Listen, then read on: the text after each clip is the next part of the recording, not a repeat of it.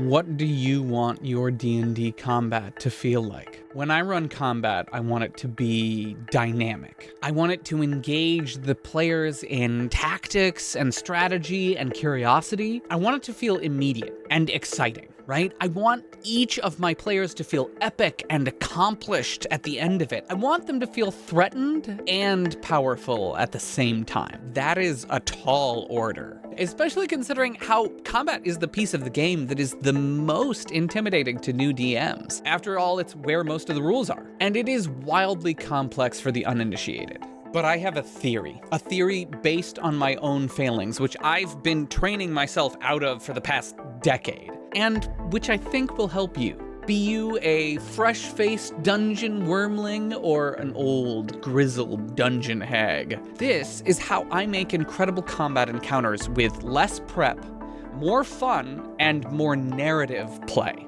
I think that the number one thing standing in the way of DMs making epic, involved, inspired, and deadly encounters is an over-attachment to stat blocks. I mean, hey, it's an addiction that Wizards of the Coast actively encourages. How else are they gonna sell you a new book every month with no player options in it? Got him. Don't get me wrong, I love a good monstrous stat block, but like everything in D&D, they're just suggestions, and they present this temptation to lean on them too much, which is a huge part of what makes D&D 5e combat feel stagnant. So, this is how to shatter your stat block and make your combat flow.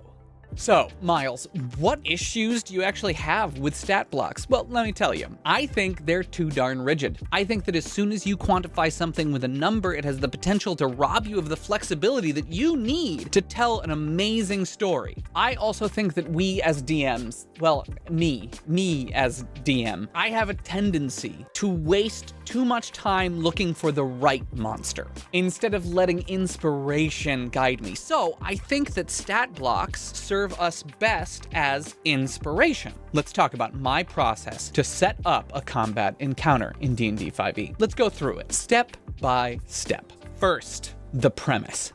I want every fight in D&D to matter. I find random encounters that don't communicate something about the world or move the plot forward at all to be dull. Every time someone draws a sword, every time blood is spilled, it has to mean something. So the story comes first. If I'm prepping a combat encounter, I have to know why they're fighting. I have to know who they're fighting. I have to know how the fight will end, if the foes will flee, if they'll fight to the death, etc. Or if there's a different condition for success other than just beating the snot out of the goblins. We love beating snot out of goblins, but sometimes a little diversity is good. I'm not saying that random encounters don't happen in my games. Oh no, I love a good rando encounter. It just means that I do all of this prep very fast, on the fly, mid-game. When I'm running a hex crawl, I usually prep 2 random encounter tables side by side for each biome. One that's the monsters, and one that is part intention, part random event or circumstance, and whatever else I think might be fun that hooks into the story or the world that I'm trying to explore and explain. I roll on both tables for every encounter, and then I mash the 2 together, giving this synergy. If you're interested in this, I just posted a large example of a secondary encounter table for free on my Patreon. The link is in the doodly-doo down below. Okay, hold up. Hey everyone, this is Future Miles, and now that I've written up this gorgeous secondary encounter table for you guys, which is still free on the Patreon, I thought it would be a good idea to, rather than like talking about how I use it, to like actually practically do it for you. So let's go for it. I'm going to roll up a new encounter on here using my brand new Dispel dice that I'm like super freaking hype about. Look at these things. Look at these suckers. They're just so gorgeous. Oh my lord. So I've got the secondary encounter table up here, but let's just go to D&D Beyond. Storm King's Thunder has a great series of encounter tables that are like kind of general and will work great for this. The point of this is to give the kind of bare bones or maybe boring or rote encounters that you might roll up an additional bit of oomph to make it easier for you to flex your improvisational muscles. There's a bunch of different tables for this. this. So we're just gonna do the grassland D100s. Let me bust out my D100s. More pretty dice. Ooh, more pretty dice, more pretty dice. All right, here we go. That is 84. Great. Love to see it. So 84 is going to be nice, classic orcs.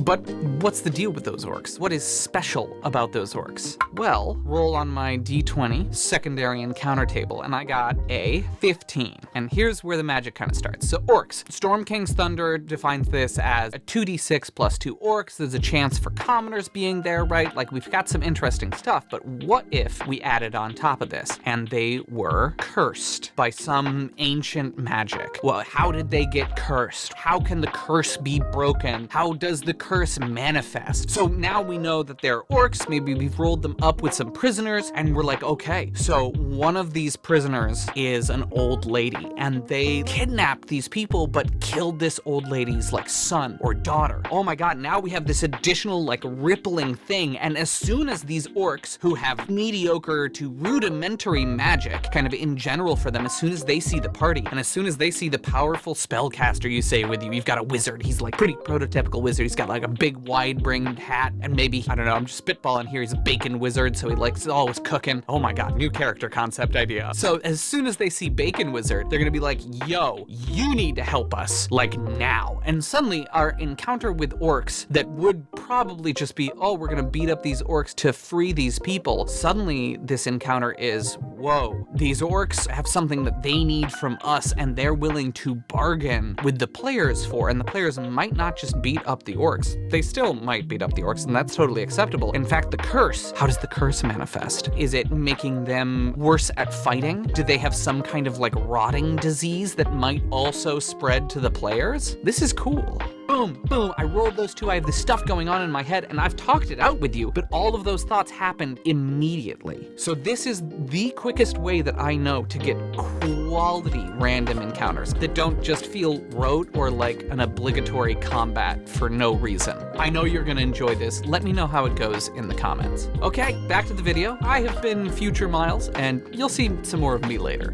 So we've got our beastie set, and we know who the beastie is. Now we find our block.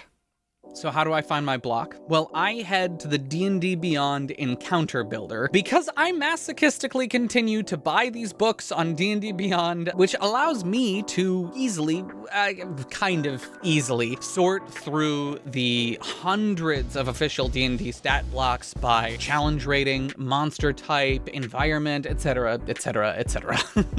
What am I looking for here? I'm trying to create this crystal desert encounter, let's say, for a 6th level party. Let's have them face this big frog creature that's been corrupted by this abyssal energy that is like leaking off of this obelisk that the BBEG has activated to bring his sister back from the dead. That's got emotion, that's got heart. So we're in the encounter builder. First, let's bump my characters up to 6th level. Boom, boom, boom. Boom. And so we're looking for something that is an appropriate low-level deadly encounter for them. So it looks like CR10 is a deadly encounter for a 6th level party. Let's go into monster type. Let's look for beasts. There are not a lot of beasts. We don't have a single CR10 beast at all, which is a little crazy to me. So no beast. Let's go down fiend. Let's sort by CR. That's always nice. Boom, boom, boom. I doubt we're gonna find a fiendish frog an appropriate CR. Maw Yunogu, it's got a maw, right? The frogs are all mouth to me. So this one has maw, moves up to its speed without provoking opportunity attacks. That's cool. And can move through large or smaller creatures. The thing is huge. Oof. I like the grappled condition. It has the prone condition also. I like the magic resistance. No resistances other than that though. Okay, this is not the one. We're already up into 11th level. We could stretch a little bit. We could stretch down a little bit and buff it up, but I'm not into that. Maleficent. That's got a proboscis kind of a thing. All right, Maleficent. Cool. 15 AC, 161. Great. What are its abilities though? Ooh, it's got a barbed trunk. That's what we're looking for, right? I'm into that. It does some piercing damage, does some poison damage. Love the poison for this particular thing. Big poison tree frog is the vibes for this. It also grapples them. Super into that. Also restrains them when they're grappled. Reasonable escape DC. be, though. Can't use its barbed trunk to attack other creatures. I like that. I kind of like it if it swallows them, but like this is a good start. Then it's got a glaive. This could be a facsimile for just like a solid bite attack. Snap, snap, snap. And it does 2 glaives, 1 barbed trunk attack. Cool. Mind poison. Okay. Recharges on to 5 and 6. Expels poisonous gas from its trunk in a 60-foot cone. Ooh, 16 constitution saving throw and 12 poison damage, and they're poisoned? Okay, that's really... Wait. When poisoned in this way, they lose all weapon skill proficiencies, can't cast spells, can't understand language, and have disadvantage on intelligence saving throws. Ooh.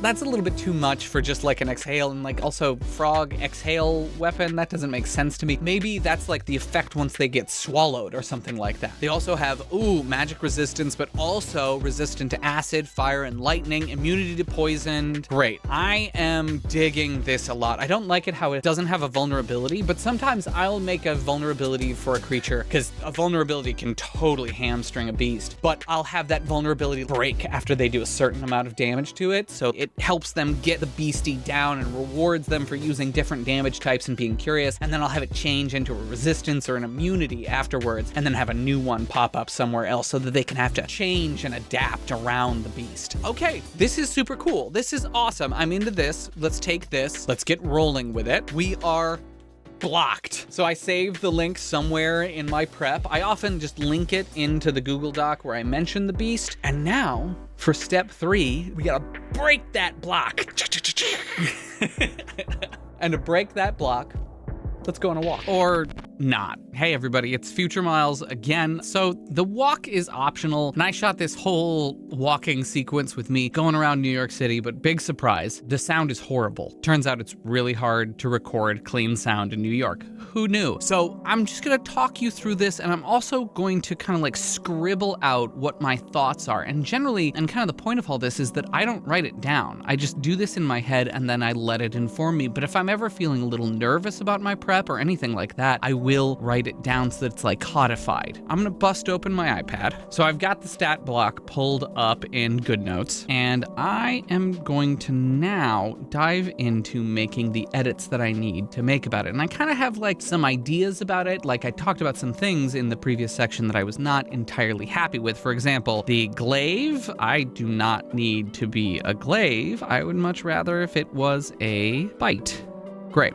Boom. And we're going to kind of ripple that out across the rest of this. I'm totally fine with the damage that it does. 1 barbed trunk and 2 glaive attacks. That's cool. I'm into that. The barbed trunk, I kind of like the idea, is like this barbed tongue that shoots out. So it does +8 to hit, reach 10 feet. I don't need that. I need this to be more like 50 feet. That's way cooler. Now it has this thing that it can like reach out and grab people. 2d8 plus 4 piercing plus 13 2d12 poison damage. That's good. It might be a little high now that it has the crazy range that it has, but we'll adjust that on the fly if it's not working. If the target is medium or small creature, it has the grappled condition. I'm into that until this grapple ends. I'm also just gonna take this and let me draw a little and enter my first little footnote here where I want this to pull them in. Strength save to resist. I think that's cool. So now the tongue goes out, it wraps around them, it grapples them, and they have to fight to get like pulled back in, and they inevitably take damage. And it can only do this to 1 creature at a time. So that's kind of cool. Then we also talked about the mind poison, this very, very powerful poisonous gas thing. And if it's already doing barbed trunk, and if the barbed trunk is, well, let's edit its name too, Tonga.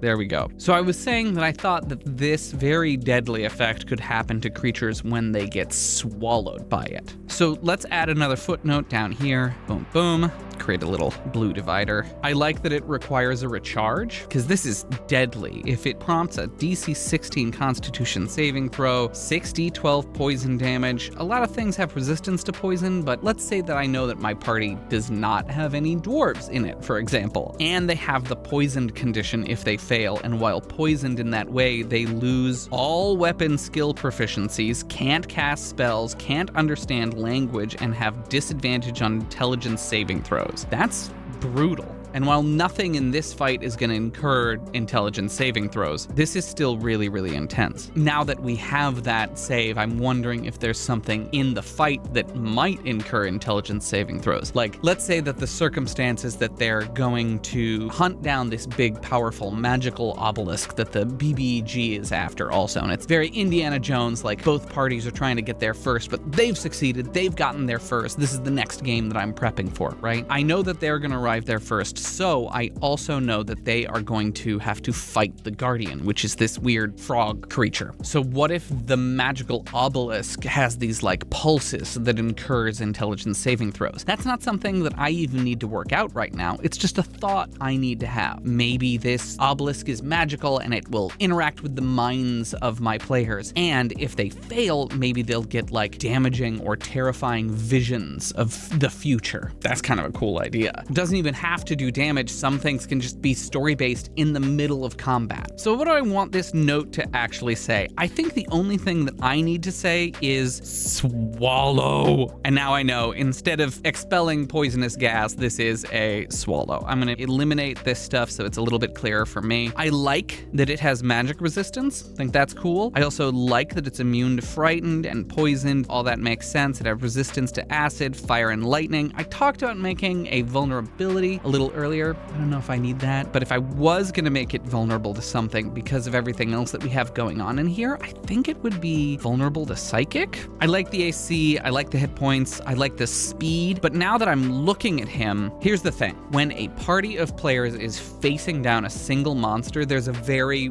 real possibility that they will just absolutely mash it into the ground. So you always want to give a single monster some extra tricks up their sleeves. And I like to theme these like legendary actions, but legendary actions are often very rote. They're very simple. A bunch of the dragons in 5th edition in the Monsters Manual just have perception checks because they were really worried about rogues just doing crazy amounts of damage every single turn and never being able to be attacked mechanically. And it's boring, frankly. So I like making these actions that are legendary action-esque. They happen not on their turn at other times. That will give them a little more survivability, or will also allow them to just absolutely change the way that the battle is going. They can only use them a limited amount of times, but they're very powerful. So for this particular beastie, this frog, I'm not gonna really indulge in thinking about what these do very specifically. I am gonna write down here 3 ideas for cool stuff that they could do once in the encounter. At the beginning of an encounter, I will roll a d4 and I will say, okay, it has one of these to use in this amount of rounds. And usually I'll do a d4 -1 because if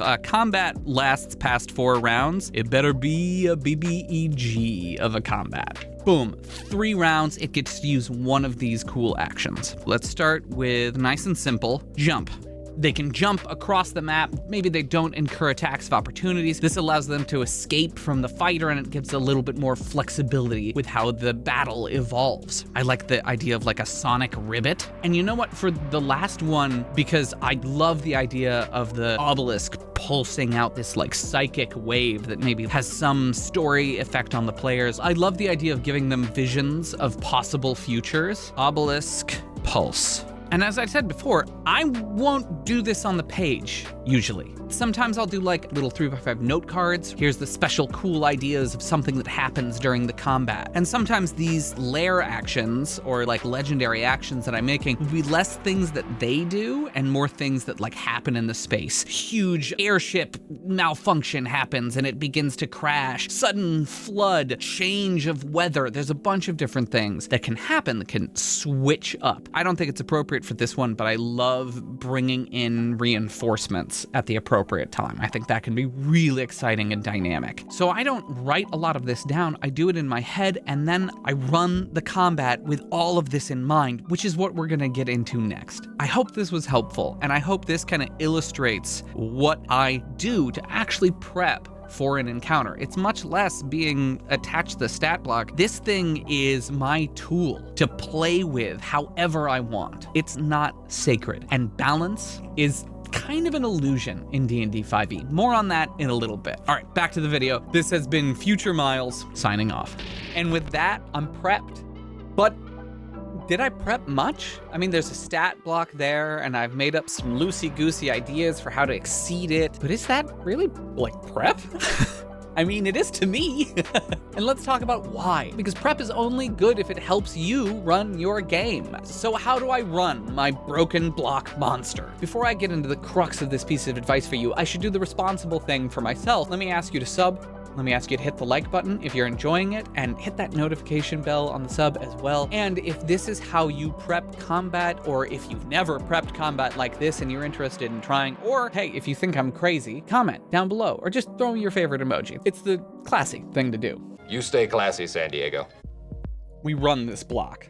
Okay? As we kick off combat and we roll initiative, suddenly you're in the mix. The stat block and its easy answers certainly become tempting again, but I encourage you, rather, to go beyond the stat block and let all of the imaginative work that you've done come to life. Own your prep and command your table. Confidence is the name of the game when it comes to making people think that you're a great DM. And it's always kind of a practice of illusion. You've done the work, so let it speak for itself. Be descriptive. Be specific. Let the imagination work that you did earlier carry you, and share the stuff that you're excited about with your players. But this is just the starting place. Overconfidence and self-importance will be the death of you at the table, and you'll have a mutiny on your hands. So let's talk about the most important qualities of running a good combat. Pacing, balance, power fantasy, risk, and finally, fairness. And all of these can be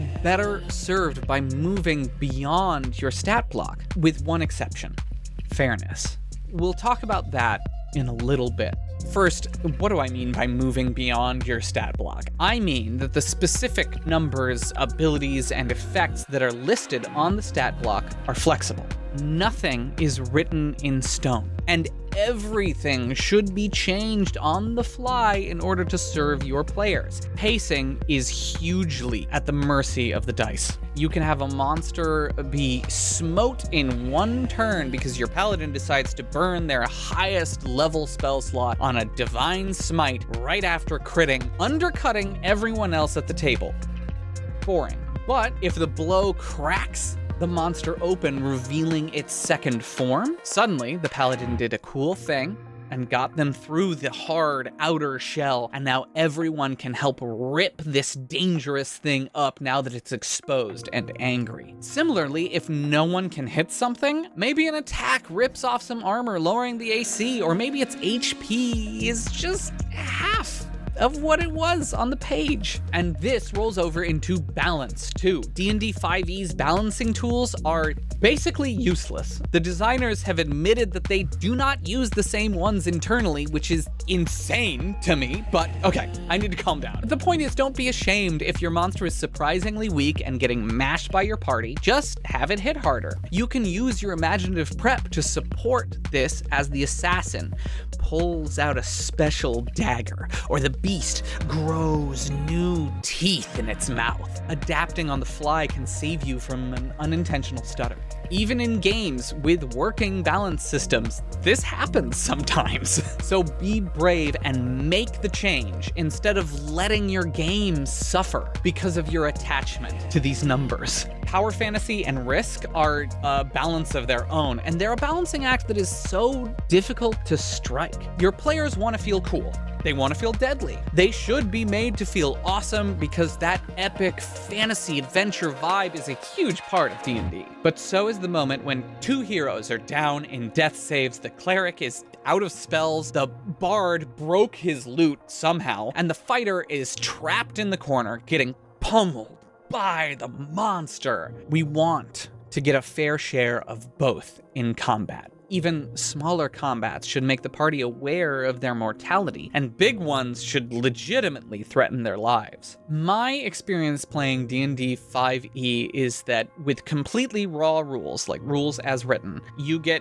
one or the other of these two experiences over and over and over and over, depending on how your players have rolled up their characters. Smash the rules against the wall and reveal the geode of flexible play within. If combat is dragging because they're kicking too much butt, have the beast adapt and strike back in a unique way, or have additional reinforcements arrive, or a third party join the fight from somewhere else. Similarly, let your players do the crazy cool things that they want, or at least let them try. Allow them to attempt things that are incredibly risky for great reward, and punish them if they fail. Because that aspect of D&D, that gambling, is so powerful for some players. Do not deny them the chance to lose it all. But this brings me actually neatly to number 5, fairness. I said we'd talk about this. Fairness is the big potential pitfall of my system that requires some care. Games like D&D are fun because they are fair. And they only are fair if they're consistent. I realize that I'm literally advising you to do away with consistency in favor of narrative perfection. I don't think D&D is nearly as much fun if the DM is just a calculator. I don't want to be a computer behind the screen, and I think I'm undercutting a huge part of why we play D&D instead of computer RPGs if I don't use my sentience to improve the game in spite of the rules. So the question is, how do we give the experience of consistency in a game where the rules are actually shifting constantly? I've thought a lot about this, and I have a couple answers to reduce the risk of making your players feel betrayed, which is the real consequence of this. The big one is that I'm honest about it. I mean, hey, I'm making a whole YouTube video about how I switch up monster stats all the time. But before I was advertising my duplicity to the world, I would say something like, I feel it's my duty to occasionally fudge the rules in favor of fun. Rule of cool is another way of saying this, which to many people is the number one rule of D&D. If it's cool, you can do it, or at least try. But I don't think that being honest is enough, because then we start the game and your players buy into the suspension of disbelief, which is this term that I know from theater. Basically, they buy into your story, and if your world doesn't have a concrete, reliable set of rules, then it's harder for them to get their footing on how to act. And this is super true in combat, where their decisions are life and death.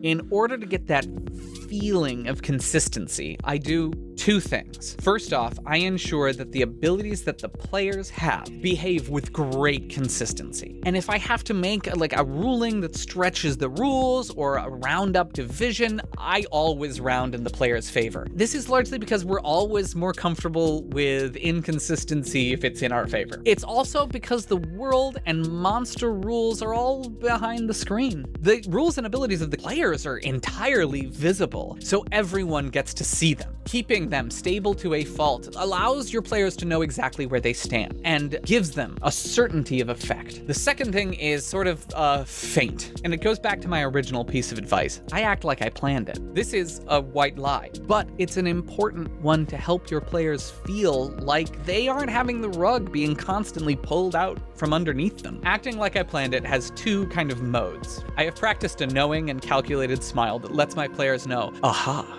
I've revealed it to you. This will get you. It's very Yu-Gi-Oh of me, right? But the other side of it is also very Yu-Gi-Oh of me. It's, oh no, you foiled my plot, which is kind of the opposite. It's like, oh no, I didn't plan this. You're doing so well, whoa. And it's like kind of excited, but also frustrated. It's strangely just as reassuring. I love those moves. But part of it is social indication, and the other part is narrative. I mean, a small shift to AC or damage in the first round of combat, it can be hidden. No one will notice. But if I get 2 whole rounds into combat and one of the monster abilities is boring, and I'm not having fun with it, and it's holding up combat, or it's absolutely wrecking my players in an unfun way, I will describe how it changes and why. As you slice down with your blade, it cleaves the frog's tongue from its mouth, disabling that attack. Your strike shing misses, but slams into a pipe next to the most armored brigand, causing a spray of some caustic acid to erupt out. Would you roll a dex save? Okay, nice. You succeeded, but this brigand's armor is covered in it. He doesn't take any damage, but you watch as his armor begins to drip off him like melting cheese. Here's the puddle on the map on the ground. Now, I've said it before, and I will say it again, D&D is played only with communication. So use your greatest tool to change the story, and then the rules change will feel entirely natural. So that's it. That's the whole thing. If you watch this video and you try it out, please join my Discord and tell me how it went. This is a system that I've arrived at after almost 2 decades of playing the game. But I know that you can find ways to take this and make it even better for you. And I want to hear about that because it might be better for me too. So I talked about the dual encounter tables earlier. Don't forget that those are available for free on my Patreon. Just do me a favor and follow me over there for more free D&D tools for both DMs and players coming soon. Stay miles away from boredom, and I'll see you next time.